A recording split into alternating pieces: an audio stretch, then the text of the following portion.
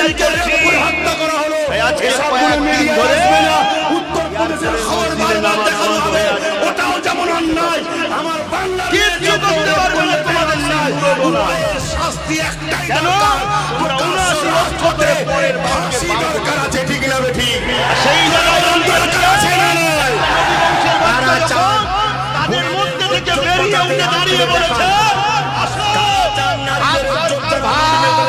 পরের বাচ্চার বাপ বলবো নিজের একটা তৈরি করা নেবো। মুসলমানগুলো চিৎকার দিচ্ছি, আর আমাকে যারা ভালোবেসেছে তাদেরকে মেরেছে, পিটেছে, কেস দিয়েছে, জেল দিয়েছে, ঘর ভেঙেছে, কি না ক্ষতি করেছে, জ্বালিয়েছে, আবার একদল জ্বালাচ্ছে। আজকে দিনও যারা এসেছে এরাও যদি মনে করে ক্ষমতার জোর দেখিয়ে মসজিদ মাদ্রাসার দ্বীনের বিরোধী করবো আর আব্বাস সিদ্দিকের পক্ষপাতিত্ব পাবো, এর স্বপ্ন দিবা স্বপ্ন হবে। হয়তো বলবেন তোমার পক্ষপাতিত্ব দরকার নেই, আমিও জানি দরকার নেই, কিন্তু মনে রেখে দিও আল্লাহর গজবের শিকার তোমাকেও হতে হবে, তুমিও ধ্বংস হবে ইনশাআল্লাহ। নাই বাড়ি যারা তাদেরই বিজয় আগামী দিন আবার হবে। জোরে বলুন সুবহানাল্লাহ। রসুন দেখেছেন তো? রসুনের মাথাগুলো দেখবেন আলাদা, আর পিছনটা সব এক। এদের মাথা কোন সব বসে আছে আলাদা আলাদা মুখ, এদের পিছন সব এক জায়গায়। ইসলাম মিটাও, শুনছেন তো নাকি? হ্যাঁ, কেউ মাদ্রাসার 2টো সিলেবাস বাদ দিয়েছে, কেউ 3টে বাদ দিয়েছে, আর এবারে কেউ এসে বলছে মাদ্রাসায় তৈরি করে কি হবে, ও মোল্লা তৈরি হয়। এরা কথা বুঝাচ্ছে না? না, কিন্তু ছোট হোক বড় হোক আর যাই হোক, পাপটা প্রথম ছোট হয় না বড় হয়?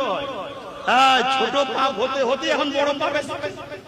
ছোট পাপের বেলায় যদি আমরা সুধরে যেতাম, সবারটা রয়েছে সমস্যা নেই, আমার মাদ্রাসায় সমস্যা হচ্ছে কেন রে? কি সবার রয়েছে সমস্যা নেই, আমার মসজিদে সমস্যা কেন? 3 মিনিট আছে না?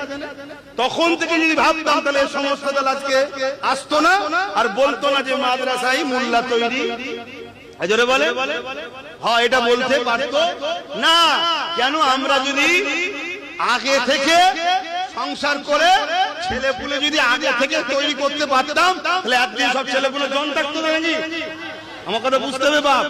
এই তো 5 বছরের ছেলে, বেশি লড়াই করতে পারছে না তো। বুঝছেন তো নাকি? বুঝছেন তো নাকি? হ্যাঁ, ছেলে যদি 30-40 বছরের হতো, 30-40 বছর আগে থেকে যদি ভাবতাম, তাহলে একদিন ধরে লড়াইটা আরো জোর হতো না? হতো। হ্যাঁ, তখন একেও বুঝিয়ে দিত মাদ্রাসা থাকবে না, তুই থাকবি, বুঝিয়ে দিত। তবে এতটুকু বলছি, মাদ্রাসা যুগে যুগে মিটাতে অনেকে চেয়েছে। বন্ধু শোনো, তোমার থেকে অনেক পাওয়ারফুল ছিল চেঙ্গিস খান। বাগদাদের মাদ্রাসা ভেঙে দিয়েছিল, বাচ্চাদেরকে কতলে আম করেছিল, সব ইতিহাস আমরা জানি রে বাবা। কিন্তু চেঙ্গিস খান মিটে গেছে, মাদ্রাসা আজও আছে। জোরে বলুন সুবহানাল্লাহ। আরো জোরে বলো নারে তাকবীর, নারে তাকবীর। দ্বীন ইসলাম, দ্বীন ইসলাম, কুরআন ও সুন্নাহ, কুরআন ও সুন্নাহ, ভারতবর্ষ। এটা বলা তোমার অ্যালার্জি নেই তো? হ্যাঁ, এটাই যদি অ্যালার্জি হয় জানতে হবে আমার রাসূলুল্লাহ নয়, ও রাসূলের বাইরের মুসলমান, এই দিদি মুসলমান।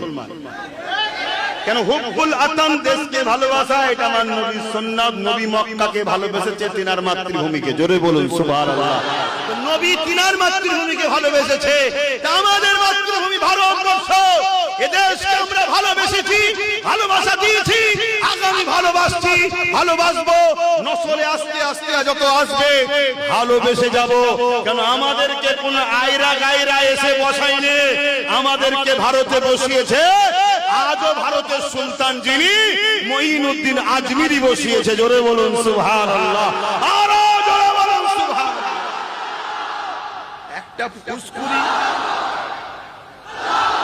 একটা ফুসকুরি মিটাবার যাদের ক্ষমতা নেই, তারা বলছে আমাদেরকে মিটিয়ে। শুনছেন তো নাকি? শুধু আমাদেরকে 2টো কাজ করতে হবে, শুনছেন? প্রথম কাজ হচ্ছে আল্লাহকে ভয়, আল্লাহর উপরে ভরসা, আর জানের থেকে বেশি নবীকে ভালোবাসা ও আদর। এটা একটা। দ্বিতীয় হচ্ছে নেতা চয়ন করতে হবে, মুনাফিক নয়, মুমিন। কেন রাসূল বলেছেন, গল্প বলতেছি নি, নবীর মেম্বার, নবীর কথা শোনাচ্ছি, যা বলবো পিছনে শরীয়ত দিচ্ছি। নবী বলেছেন, আমার মাননেওয়ালারা তোমরা কুরাইশের নেতৃত্ব মানবে। জোরে বলুন সুবহানাল্লাহ। এতদিন কুরাইশ বংশের ছেলে নেতৃত্ব দেয়নি, আলাদা কথা।